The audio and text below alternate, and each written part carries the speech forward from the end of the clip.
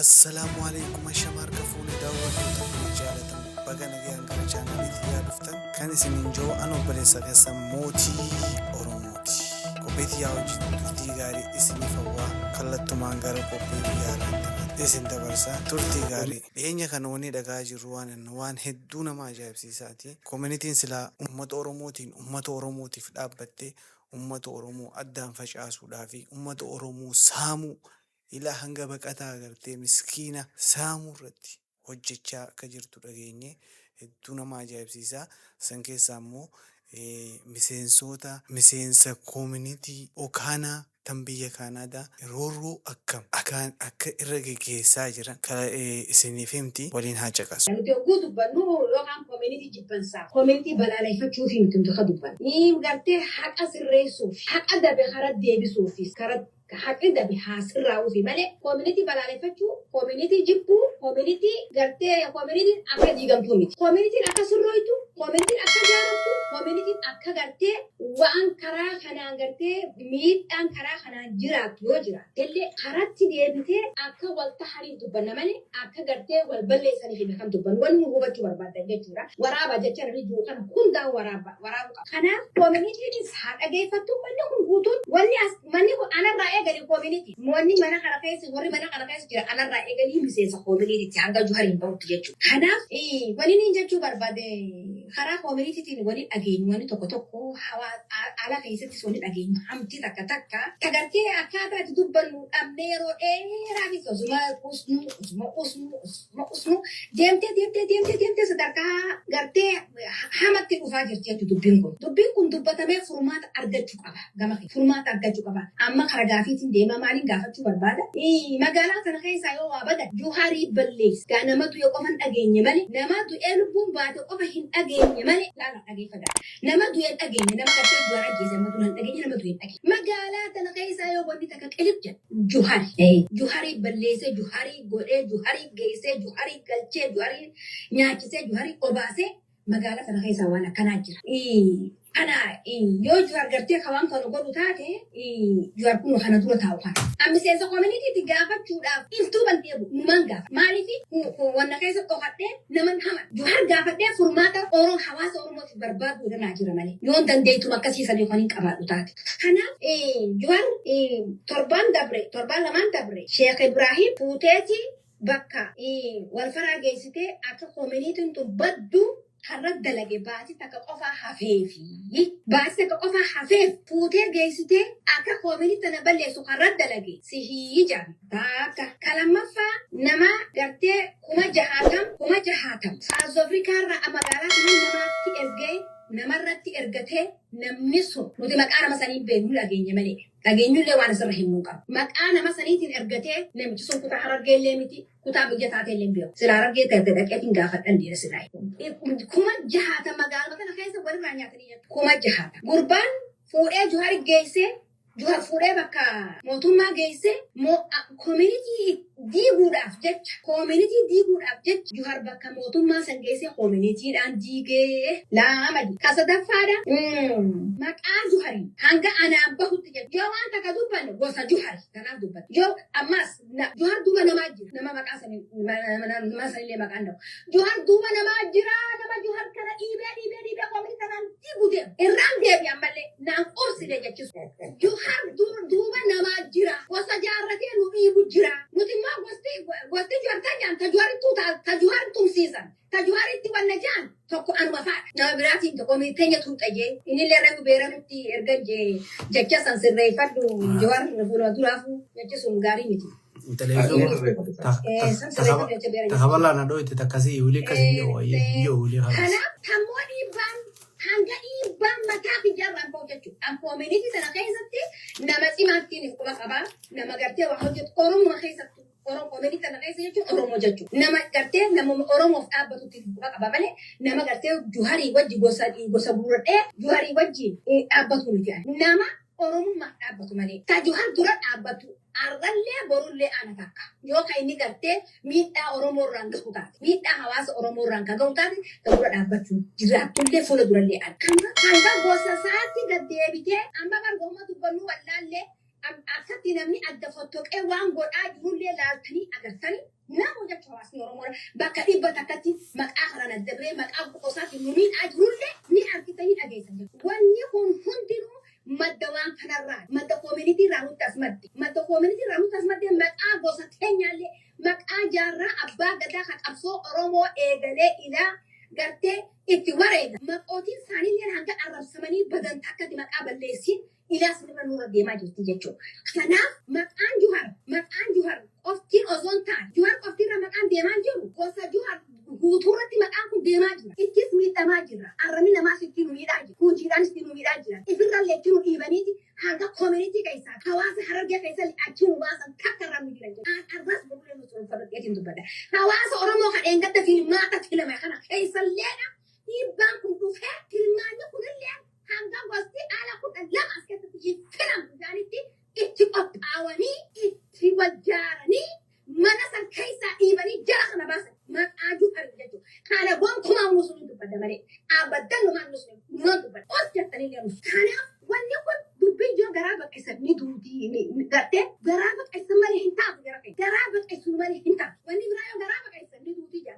Dubbiin yoo garaa baqqisan ammoo ni toltii ni fayyitii jira. Hawaasni Harargee guutuun keessattuu dhageeffadha. Dhiibdanillee gosti kudha lamaan ala dhiibdanillee hawaasa bal'aa. Hawaasa guddaa kanaa alallee jiraachuu akka dandeenye ilaala ifitti hima.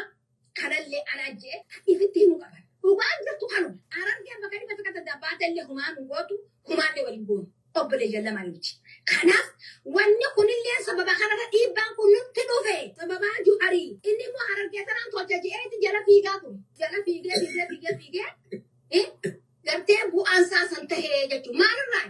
Sababaa koominiti irraa ka'e malee asirraa ol ka'e miti. Kana hunda warra uummata koominiti keessa jira, durataa koominiti keessa jira, koree koominiti keessa jira.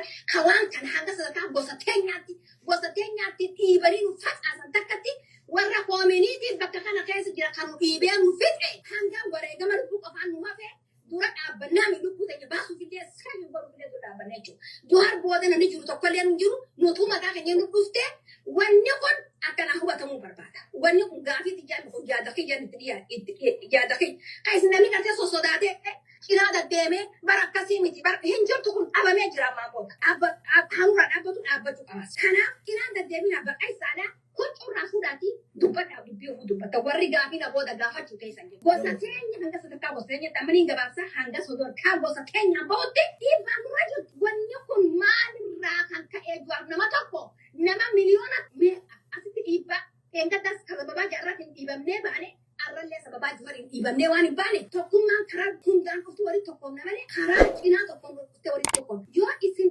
kadhattee dhiibbanii waan kanarraa nurraa dhaabbachuu baatta karaa biraa akka nama noofne jechuudha. Karaa biraa akka nama jallittanii nama noofne waan nuti hin feene keessa akka nu balchaa jirtan akka quba qabaattanii kabajaan isin gaafadha gaafati jiraa deebisi yaada fayyaallee asumaan hin ibsadhee jechuudha. Galatooma.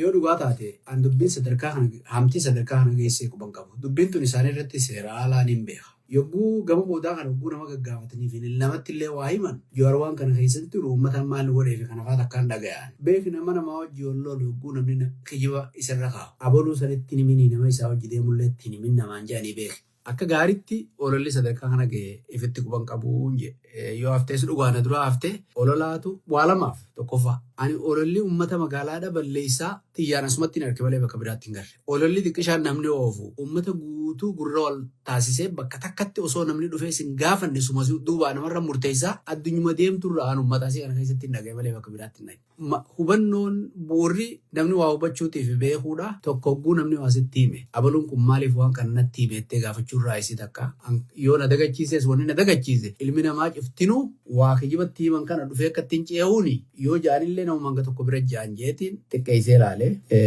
keessa osootiin ammoo siiriyaas ta'uu baadde beeke wahuun keessa barbaadadha jechuufi. Nuufi warri koomunitii warri siyaasaadhaa wallolanii qabnu immoo warra koomunitiitii hojii warra lolan qabnu. Gaafuma South Africa irraa dhufu gurbaan sadichi dhaqee gaafachi dhaqee uummata seene laagaan isin cufamte gurbaa san hawaasa seenuuf irraa dhoorkaa jaaniiti bar warra olola san uume wajjuu teenyee gaafa san waan akkanaatiif sirra keenya inni hanga tokko wajjii haasofnee ture. dirruma baane akka olola isaanii ta'anii hin beekaa. Warri siyaasaatii wajjin ideoloojii siyaasaan dhaabbata siyaasaan deeggaru isaanitti tiree nama dhaabbata siyaasaan deeggarre osoo isaaniif taate addunyaarra galchuu fedhanii biyyaatu as ta'e malee bakka biraatti irra qofaa mi beeke. Nama hedduutti dabalan ture jira na wajjin. Kanaas na hojjiisaniituma kanaas itti dabalaa osoo jaaniitu nan beekafachiisan ture. Ajaa'ibaa miti warra siyaasaa biratti. Kanaafuu kophatti dhuunfatti illee nama wajjin lola qabaachuu baadde warri siyaasaa Jawaar dhaabbata siyaasaa keenyan deeggaru ejjennoon isaatii fi ejjechisaalleen qaraa yoo gartee dura dhaabbate dhiisu uummata nu harka maaree godhaa hojjan taate xabi'umaa jirtu jechuu fedhe. Dubbiin jaarraatii fi jaarraa probably wanni walitti inni dhayyoo kan jiraatu taate garaagarummaa siyaasaa ta'e dur jaarraa fi warra abaa jidduu jirtuun ani zaman tokko gara saniin uummata sanitti cidhe addaaf yoo kataatu taate hin beeku. Tabiraamu Allahumma yoga gogummaanii fi badiin tabi'aa deemtee Jawaarii fi inni waliin gosaa taate. I think sannaaf xiqqeenyaa miti. Jaarraan uummata Oromootiif qabsaa'e akka ammaatti ilaalu gabaabdumatti.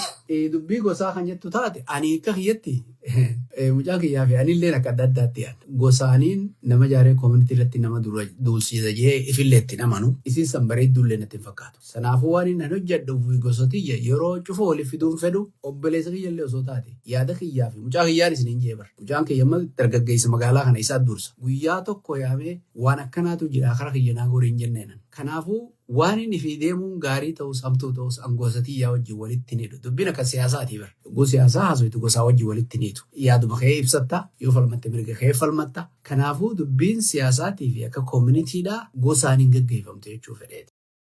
Ilmoo namaa tana fuudhee hawaasa gargaara je'ee fuula hawaasa kanaa dhaabbachuu niin saalfadha niin jibba maaltu na jibbisiisa. Hawaasichuma kanaatu dhufee sibira tattaa'aa bulee osoo qarshii takkan kan inni deemee si komate. Ammas akka waan birrii tana gartee hoodhooti namni gisee rakkataan si dhufe itti naakan ni jee sibira kaayee sibiraa deemee gabbee miidiyaa irratti afaan bana. Laal wahillee siin jechuun barbaadu.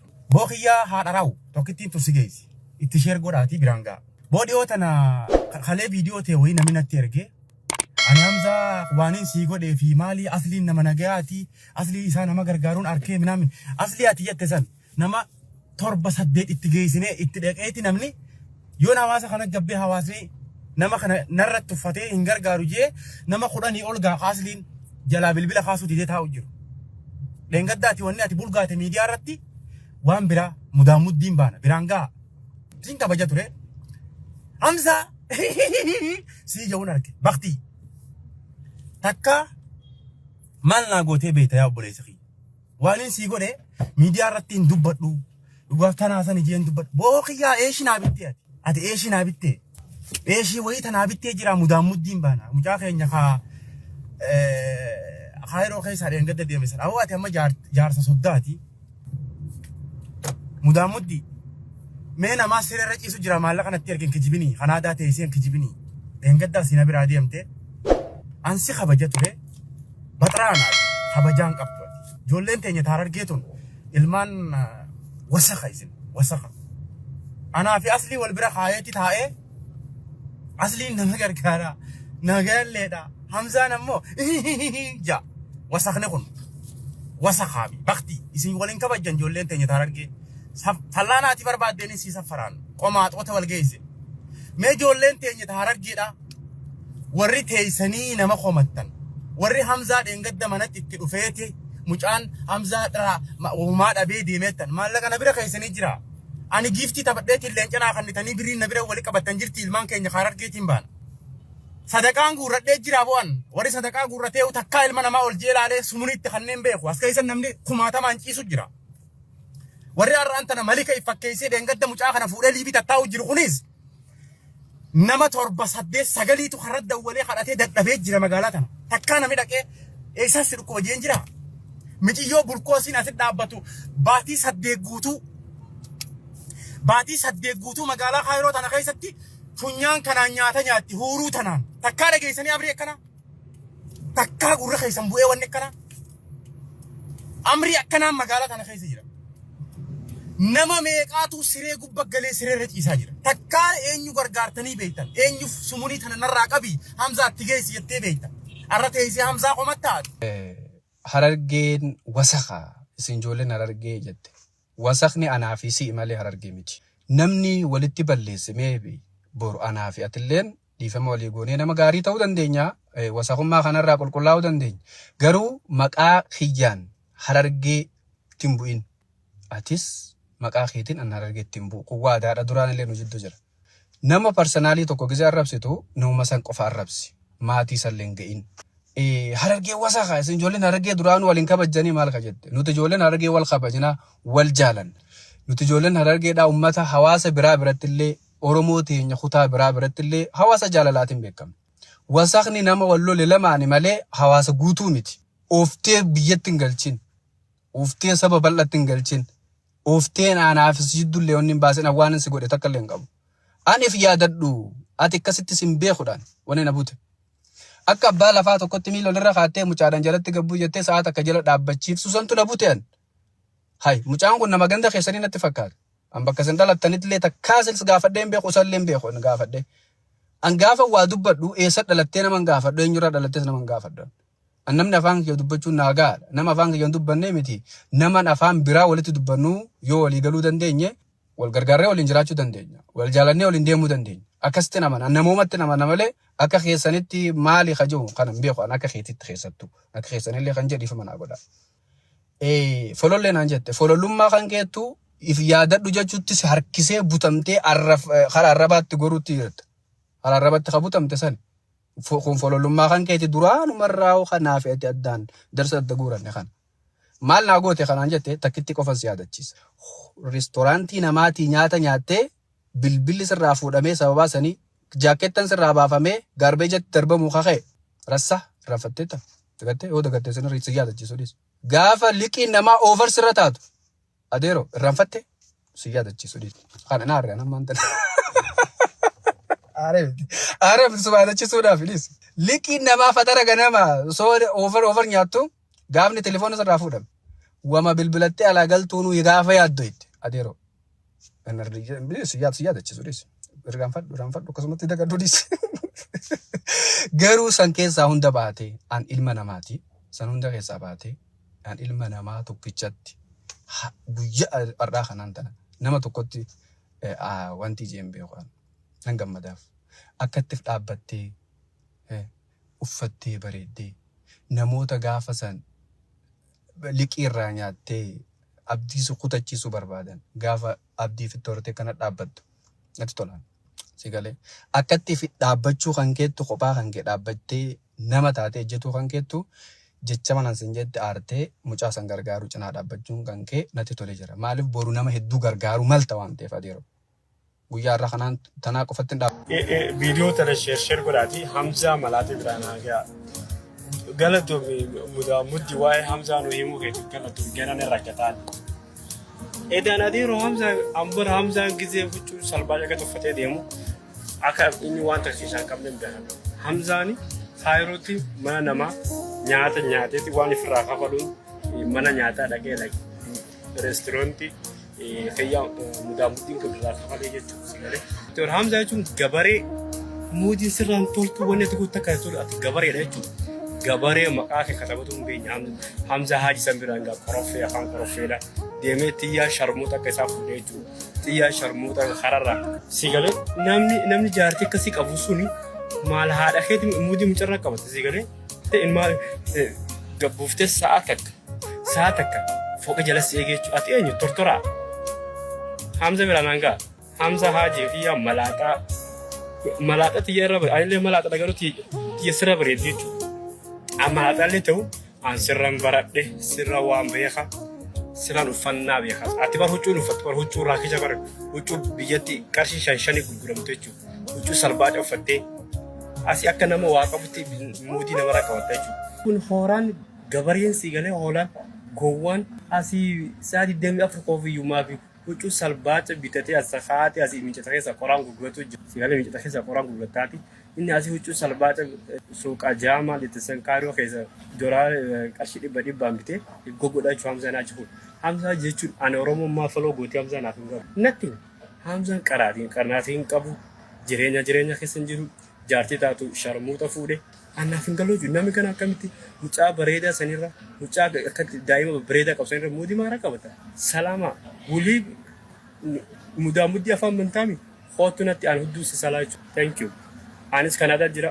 Mudaa muddiinis Kanaadaa jira.